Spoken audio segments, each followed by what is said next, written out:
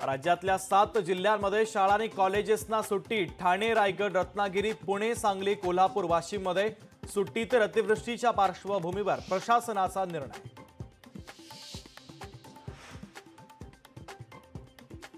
निम्म्या राज्याला मुसळधार पावसानं झोडपलं। चांद्यापासून बांद्यापर्यंत मुसळधार पाऊस। पुणे, रायगड, ठाणे, कोल्हापुरात पूर स्थिती। पुण्यातली पूरस्थिती आणखीनच वाढण्याची शक्यता। पुण्यातील पूरस्थिती अद्यापही जैसे थेच। खडकवासला धरणातून पाण्याचा विसर्ग वाढवला। कोयना धरणाचे 6 दरवाजे उघडले। 11,000 क्युसेक पाण्याचा विसर्ग सुरू। तर नदीकाठच्या नागरिकांना आणि गावांना सतर्कतेचा इशारा। पुण्यातल्या पूरस्थितीमध्ये पालकमंत्री ऑन फील्ड रस्त्यावरती उतरत बचाव कार्यात केलं मार्गदर्शन। पाटबंधारे खात्यामुळे पुण्यामध्ये पूर तर पाटबंधारे खात्याच्या चुकीमुळे पुणे बुडाल्याचा सुप्रिया सुळेंचा आरोप। कोल्हापुरामध्ये पूरस्थिती गंभीर। पंचगंगा नदीची पाणी पातळी 43 फुटांवर तर जिल्ह्यातील 29 प्रमुख रस्ते वाहतुकीसाठी बंद। केडीच्या जगबुडी नदीने उलांडली धोक्याची पातळी। खेड शहरात पुराचं पाणी शिरण्यास सुरुवात। रत्नागिरीच्या खेडमध्ये पूर स्थिती गंभीर। कोल्हापूरच्या सुर्ले पोर्ले गावात माकडांच्या टोळीची सुटका। कासारी नदीपात्राजवळच्या झाडावर अडकली होती माकडं। आपत्ती व्यवस्थापनाच्या जवानांनी केली माकडांची सुटका।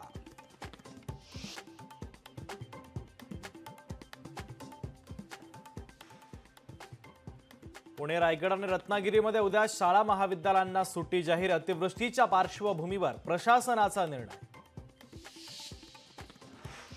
कोल्हापूर, सांगली, वाशिम जिल्ह्यात पूरस्थिती गंभीर। मुसळधार पावसामुळे शाळा आणि महाविद्यालयांना सुट्टी जाहीर। ठाण्यातील शाळांना सुट्टी जाहीर। खबरदारीचा उपाय म्हणून शाळांना सुट्टी जाहीर। पूरग्रस्तांना व्यवस्थित जेवण मिळत नसल्याची तक्रार। कोल्हापूर महानगरपालिकेने उभारलेल्या छावणीतील घटना।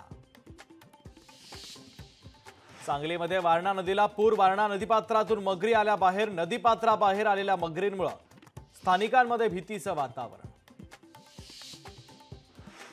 लोणावळा परिसरामध्ये 48 तासांपासून मुसळधार पाऊस। 25 ते 29 जुलैच्या दरम्यान पर्यटन स्थळी जाण्यास बंदी। रायगड जिल्ह्यातील 2,500 नागरिकांचं स्थलांतर। पूरग्रस्त भागातील नागरिकांना सुरक्षित स्थळी हलवलं। चिखली गावाला पंचगंगेच्या पुराचा वेढा। गावातील 70% लोकांचं स्थलांतर तर 30% लोकांचं अद्याप स्थलांतर बाकी।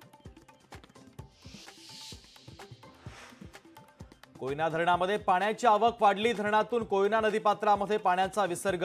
नदीकाठच्या गावांना सतर्कतेचा इशारा। गडचिरोलीतील रानमुळझा गावाजवळ तलावाचा बांध फुटला। तलाव फुटल्यानं शेतीचं मोठं नुकसान।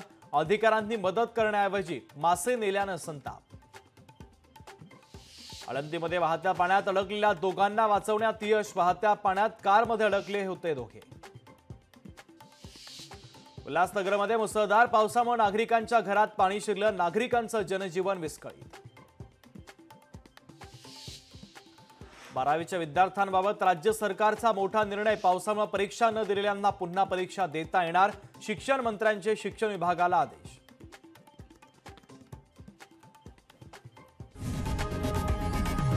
लोकशाही मराठी ऐका, पहा, जागरूक रहा।